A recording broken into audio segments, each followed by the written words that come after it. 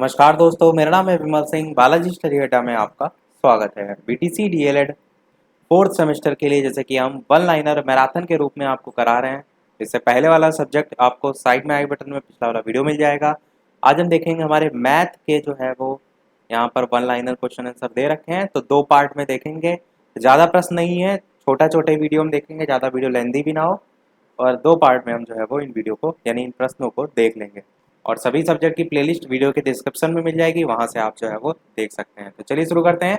पहला प्रश्न कह रहा है करणीय संख्याएं किसे कहते हैं। देखिए, थ्योरी आती तो नहीं आपकी, पर आपको पता होनी चाहिए चीजें, क्योंकि उस पर बेस्ड क्वेश्चन आते हैं।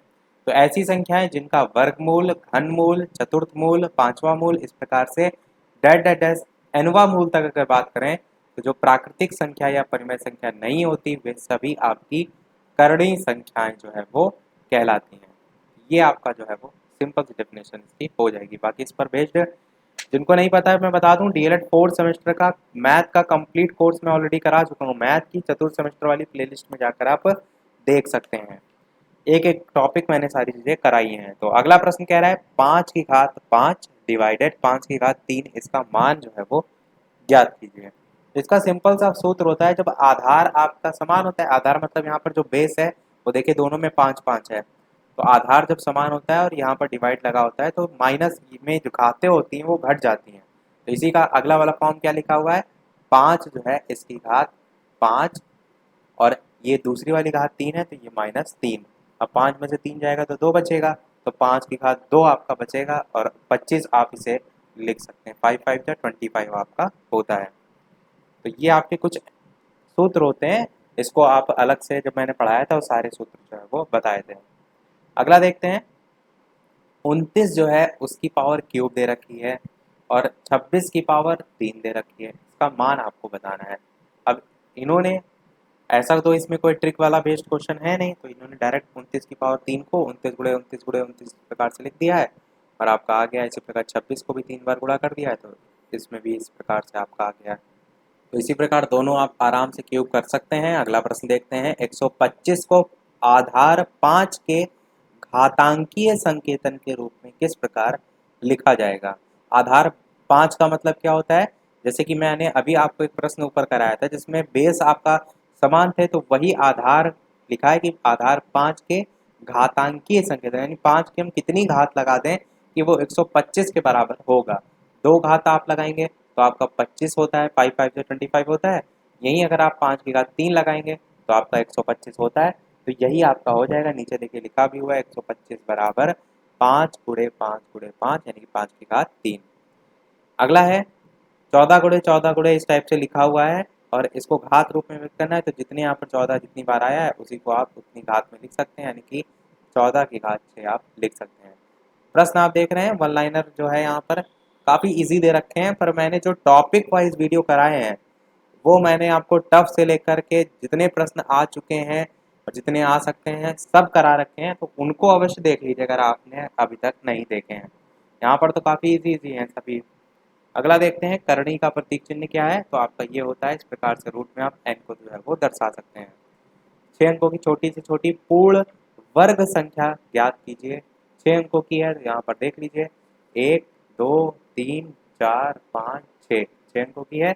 और छोटी से छोटी बात की है, अगर इससे आप एक नीचे जाएंगे, ये कितना लिखा हुआ है, 1 लाख लिखा हुआ है। अब 1 लाख से नीचे जाएंगे तो आपका क्या हो जाएगा,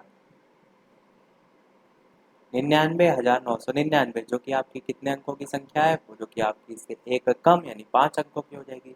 तो सबसे छोटी यही होगी। दूसरी चीज क्या लिखा है, छोटी से छोटी के साथ साथ पूर्ण वर्ग भी होनी चाहिए। अब पूर्ण वर्ग आप यहाँ पर देख ही रहे हैं, नहीं यहाँ पर जो है वो गलत दे रखा है, क्योंकि 6 अंकों की अगर क्यों हम बात करेंगे तो यहाँ पर जो शून्यों की संख्या दे रखी है वो आप देखेंगे तो 1 2 3 4 5 ही दे रखी है। और 6 अंकों की पूर्ण संख्या होने के लिए यहाँ पर एक जीरो एक्स्ट्रा होना चाहिए, क्योंकि आप देखते हैं 10 जो है इसका स्क्वायर करते हैं तो आप क्या पाते हैं, 100 पाते हैं। सेम यही चीज आप अगर 100 का करेंगे तो क्या पाएंगे, तो आपका 10,000 होगा। तब आपका यहाँ पर जो शून्य की संख्या होगी 4 हो जाएगी, इसकी जस्ट डबल होती ना। तो अगर 3 होगा, 1,000 होगा, तो उसमें शून्यों की संख्या 3 और आएंगी, यानी शून्यों की संख्या 6 हो जाएगी। और यहाँ पर 1 होगा तभी आपकी संख्या पूर्ण वर्ग होगी। यहाँ पर तो शून्यों की संख्या 5 ही है, तो आपका यहाँ पर ये गलत दे रखा है। एक्चुअल में अगर बात करें यहाँ पर आंसर जो होना चाहिए वो क्या होना चाहिए था, तो आपका आंसर यहाँ पर होना चाहिए था, तो यहाँ पर जो नंबर आएगा वो आएगा आपका 100489। ये आपका नंबर आएगा जो कि आपकी 6 अंकों की छोटी से छोटी पूर्ण वर्ग संख्या होगी। किसका वर्ग है, तो 317 जो है इसका आप स्क्वायर करेंगे, 317 गुणे 317 तो 100489, तब आपको जो है ये प्राप्त हो जाएगा। और इसको करने का प्रोसीजर आपका भाग विधि करते हैं, वो पूरा लंबा प्रोसीजर होता है। तो यहाँ पर तो हम वन लाइनर की बात कर रहे हैं, तो मैं इसे डायरेक्ट इसके लिए 317 जो है आपको बता दे रहा हूँ। अगला देखते हैं, 289 के वर्गमूल में कितने जो है वो अंक होंगे। तो आप जानते हैं किसका वर्गमूल होता है, 17 का होता है। तो 17 में कितने अंक है, 1 2 हैं, आप कह सकते हैं 2 अंक होंगे।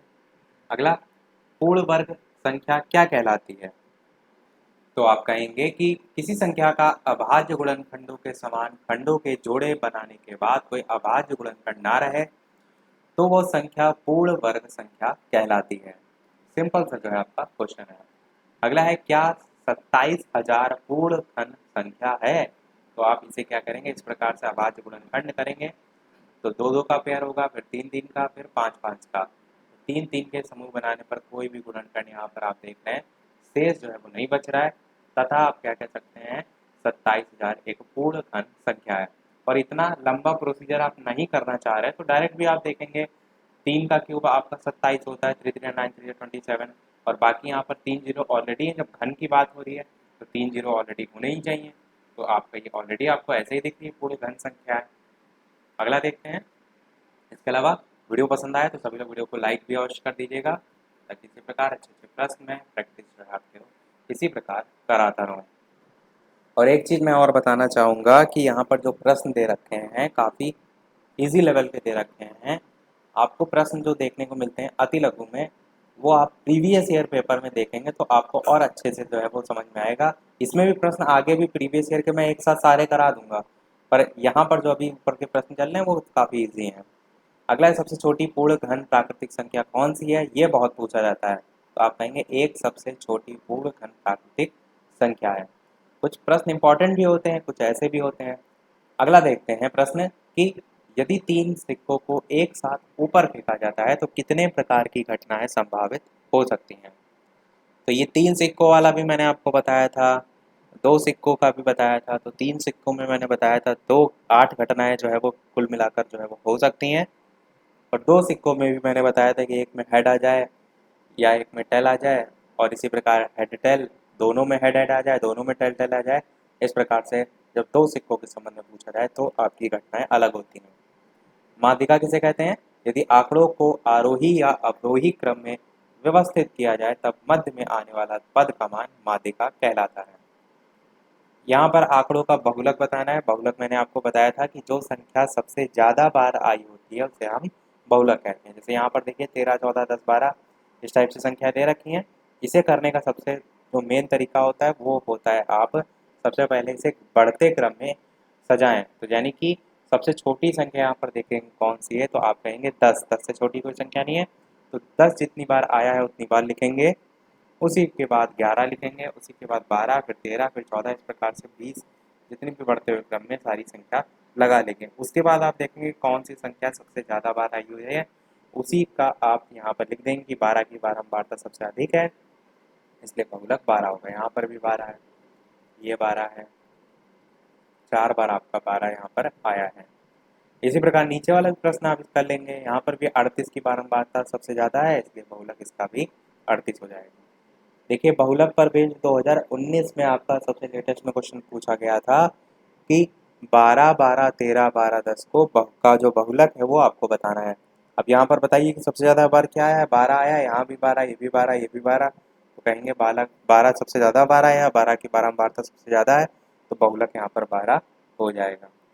अगला है, लंब वृत्तीय बेलन के वक्र पृष्ठ के क्षेत्रफल का सूत्र बताइए। ये चीज़ मैंने आपको कहा था कि ऐसा जरूरी नहीं है कि आपसे पेपर में इस पर बेस्ड क्वेश्चन ही पूछा जाए, आपसे सूत्र भी इस टाइप से पूछा जा सकता है जैसे कि यहाँ पूछा गया है। तो लंब वृत्तीय बेलन के वक्र पृष्ठ का सूत्र होता है 2 पाई आर एच। तो 2πr यहाँ पर हो जाएगा। और इस पर बेस्ड क्वेश्चन भी पूछे जाते हैं, वहाँ जहाँ पर आपको h दे रखा होगा, r दे रखा होगा, वक्रपृष्ठ का क्षेत्रफल पूछ लिया जाएगा इस टाइप से। अगला है लंबवृत्तीय शंकु के आयतन का सूत्र लिखिए। तो शंकु का आयतन होता है 1/3 पाई आर स्क्वायर एच। तो ये भी ध्यान रखिएगा। और शंकु की तिर्यक ऊंचाई वाला सारी चीज़ें मैंने आपको कराई हैं, उसके दोनों ही फॉर्म में आपको वहाँ पर मैंने बता दिए हैं। अगला देखते हैं युगपत समीकरण किन्हें कहते हैं। तो दो अज्ञात चर वाले जो समीकरण हैं, जैसे कि a1x plus b1y plus c1 बराबर 0, और इसी प्रकार a2x plus b2y plus c2 बराबर 0, इसको युगपत समीकरण कहा जाता है, दो अज्ञात चर वाले समीकरणों को।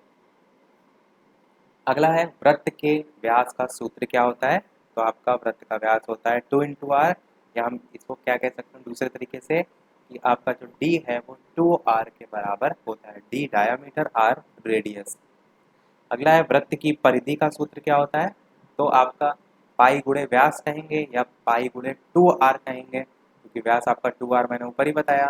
तो पाई इंटू जब 2r करेंगे तो 2πr आपका आएगा। तो वृत्त की परिधि आपकी 2πr जो है वो होती है। परिधि का मतलब जो बाहरी वाला जो घेरा होता है उसको लेकर कहा जाता है परिधि।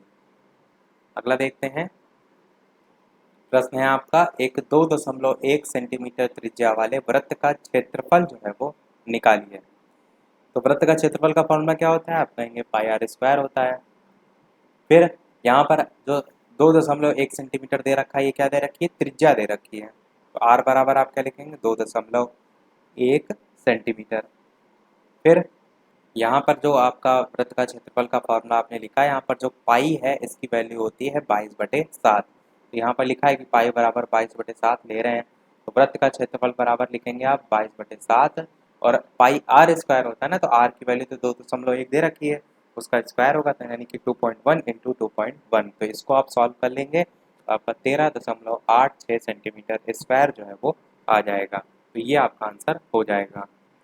अगला देखते हैं, वृत्त की जीवा जो है वो क्या होती है। तो आप क्या कहेंगे, जीवा एक ऐसा रेखाखंड होता है जिसके दोनों सीमांत बिंदु वृत्त पर जो है वो स्थित हों। तो ये हमारा वृत्त की जीवा हो जाएगा। अगला वृत्त का व्यास क्या है।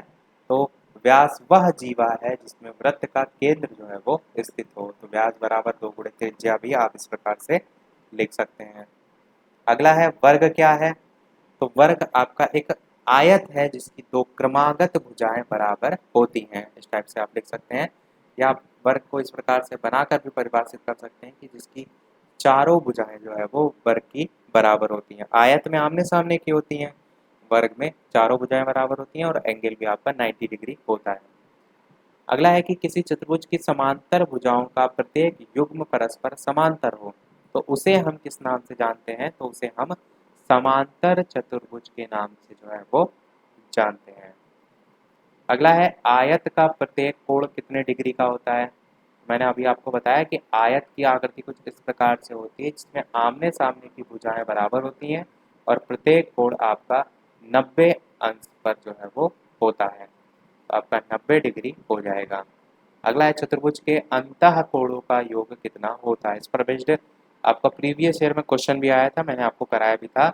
अंतः कोणों का योग 360 डिग्री होता है, याद रखिएगा।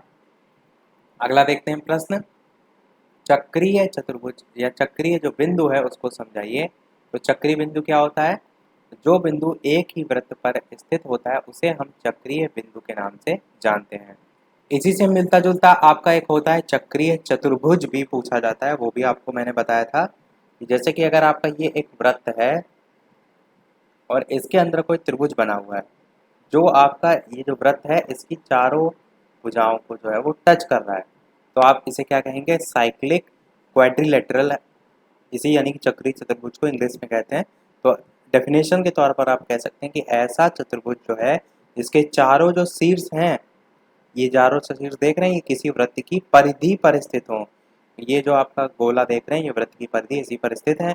और किसी चतुर्भुज की अगर बात करें तो आमने सामने जो कोण होते हैं उनका योग 180 डिग्री होता है। इस पर बेस्ड भी आपका प्रीवियस ईयर में क्वेश्चन पूछा गया था। अगला देखते हैं, चक्रीय बिंदु को समझाइए। तो यहाँ पर वही पॉइंट आपका दोबारा से रिपीट हो गया है। अगला है, संख्याओं इनका बहुलक ज्ञात कीजिए। 2016 में आया था। देखिए बहुलक प्रत्येक बार एक पूछ लिया जाता है एक ना एक प्रश्न, और यहाँ से आपका एक नंबर पक्का हो जाता है। पर गलती यह ना करिएगा कि जल्दी जल्दी में सरल बहुत क्वेश्चन है तो गलत टिक लगा के चलाइएगा। धैर्य से देख लीजिएगा कि कोई संख्या कितनी बार जो है वो आई है। जैसे यहाँ पर 0 देखिए 3 बार आया है, 5 आपका एक ही बार आया है, 1 आपका एक ही बार आया है, 7 भी आपका एक ही बार है, 8 भी एक ही बार है, 9 भी एक ही बार है। तो 0 की संख्या सबसे ज़्यादा बार आई है तो इसीलिए ये बहुलक आपका हो जाएगा। और एक गलती ना करिएगा कि 0 जितनी बार आया है पता चले 3 बार आया आप 3 लिख के आंसर चले आएँ, ये नहीं करना है आपको। कितनी बार आया उससे मतलब नहीं है, सबसे ज़्यादा बार जो आपकी संख्या आई होती है वो आपका बहुलक होता है। देखते हैं अगला प्रश्न, ये जो है 2016 का है। प्रश्न में अंडर रूट 125 गुणे 343 343 लिखा है, तो इसको आपको मान निकालना है। तो आप जान रहे हैं कि 125 5 का क्यूब होता है, पर यहाँ पर प्रश्न थोड़ा सा गलती दे रखी है क्योंकि यहाँ पर आपको इस प्रकार से छोटा सा 3 भी लिखना होता है जो कि घन मूल को दर्शाता है। तभी तो आप इसको जब तोड़ेंगे तो 5 गुणे 5 गुणे 5 गुणे ये 343 आपका 7 का क्यूब होता है, 7 गुणे 7 गुणे 7। और जब बाहर क्यूब रूट लगा यानी कि 3 3 का पेयर बनेगा तो 3 में से एक 5 बाहर आएगा, 7 में से एक 5 बाहर आएगा, तो 5 7 35 आपका इस प्रकार से हो जाएगा। ये आपका अब अगला लास्ट पेज होगा, इसके बाद के जो प्रश्न होंगे हम वो अगले पार्ट में देखेंगे। तो देखते हैं हमारे लास्ट प्रश्न। एक लंबवृत्तीय बेलन के आधार की त्रिज्या 5 सेंटीमीटर और ऊंचाई जो है वो 14 सेंटीमीटर है, तो बेलन का वक्र पृष्ठ ज्ञात कीजिए। वक्र पृष्ठ का फॉर्मूला क्या होता है? 2 पाई आर एच होता है। क्या होता है? 2 पाई आर एच। 2 यहाँ पर ऑलरेडी है, पाई का मान 22/7 है, आर का यहाँ मान त्रिज्या दे रखी है 5 सेंटीमीटर, और एच जो है आपकी ऊंचाई है 14 सेंटीमीटर, वो भी यहाँ पर रख दी गई। तो सभी मल्टीप्लाई करेंगे, सॉल्व करेंगे तो 440 सेंटीमीटर आपका आ जाएगा। 2016 में आपका प्रश्न डायरेक्ट फॉर्मूला बेस्ड जो है वो पूछा गया था। देखते हैं अपना अगला प्रश्न। अगला प्रश्न कह रहा है कि 9/49 a² - 4b² के गुणनखंड कीजिए। तो ये तो गुणनखंड करने का पूरा मैंने प्रोसीजर बताया था, उस तरीके से आप कर सकते हैं। और यहाँ पर देखिए डायरेक्ट आंसर भी लिखे गए। 2016 में आपका ये प्रश्न जो है वो पूछा गया था। कोई भी चीज़ अगर किसी भी प्रश्न में आपको ना समझ में आए तो ये सारी चीज़ें मैं प्रीवियस ईयर में आपको करा चुका हूँ डिटेल में। आप बालाजी स्टडी अड्डा 2016 फोर्थ सेमेस्टर क्वेश्चन पेपर इस प्रकार से सर्च करेंगे तो आपको वीडियो मिल जाएगा, या तो प्लेलिस्ट में आप देख लीजिए तो सभी लाइन से प्लेलिस्ट आपकी हैं वहाँ पर। और यदि ना मिले तो आप ऐसे यूट्यूब पे सर्च कर लिया करिए, वैसे भी आपको वीडियो मिल जाएगा। कोई भी चीज़ आपको ढूंढनी है, जैसे फोर्थ सेमेस्टर का आपको फास्ट रिवीजन ढूंढना है तो फोर्थ DL बालाजी स्टडी अड्डा फोर्थ सेमेस्टर फास्ट रिवीजन इस प्रकार से सर्च करेंगे, आपको पूरी प्लेलिस्ट मिल जाएगी यूट्यूब पे। ये आपका तरीका है। अगला देखते हैं समचतुर्भुज के क्षेत्रफल का सूत्र। तो ये होता है आपका 1/2 D1 × D2 यानी कि विकर्णों का गुणनफल होता है आपका। D1 जो है आपका पहला विकर्ण, D2 जो है आपका दूसरा विकर्ण। देखते हैं अपना अगला और इस वीडियो का लास्ट प्रश्न। और इसके अलावा एक प्रश्न हम आपसे भी पूछेंगे, और वीडियो को अभी तक आपने सभी ने लाइक ना किया हो तो वीडियो को सभी लोग लाइक अवश्य कर दीजिएगा। चैनल पर नए हो तो सब्सक्राइब अवश्य कर दीजिएगा ताकि आगे आने वाला कोई वीडियो आपसे मिस ना हो। और लाइक अवश्य कर दीजिएगा ताकि मुझे भी मोटिवेशन जो है वो मिलता रहे। देखते हैं अपना लास्ट प्रश्न। प्रश्न आपका क्या है कि यदि वृत्त का व्यास आपका 14 सेंटीमीटर दे रखा है तो वृत्त की परिधि जो है आपकी क्या होगी? अब वृत्त की परिधि का फॉर्मूला क्या होता है? 2 पाई आर होता है। वृत्त का व्यास 14 दे रखा है तो त्रिज्या कितनी होगी? आर, इसकी आधी होगी यानी कि 7 होगी। अब वृत्त की परिधि का फॉर्मूला 2 पाई आर आप लिखेंगे तो 2 का मान 2 ही है, पाई का मान 22/7 है, आर व्यास का आधा ही होगा, 7 यहाँ से निकल आएगा। तो इसको आप सॉल्व करेंगे तो इस 7 से ये 7 काट देंगे, 22 को 2 से गुणा करेंगे तो 44 सेंटीमीटर आपका आंसर आ जाएगा। तो इस प्रकार से आप आसानी से कर सकते हैं। तो सारे हमने इस पार्ट के प्रश्न देख लिए। आप देखते हैं वो प्रश्न, जैसे कि सभी वीडियो में हम आपसे एक न एक प्रश्न पूछते हैं। इस वीडियो का आपके लिए प्रश्न ये है, तो ये है आपका इस वीडियो का प्रश्न जिसको आपको सॉल्व करना है और वीडियो के मेन कमेंट में आंसर आपको टाइप करके बताना है।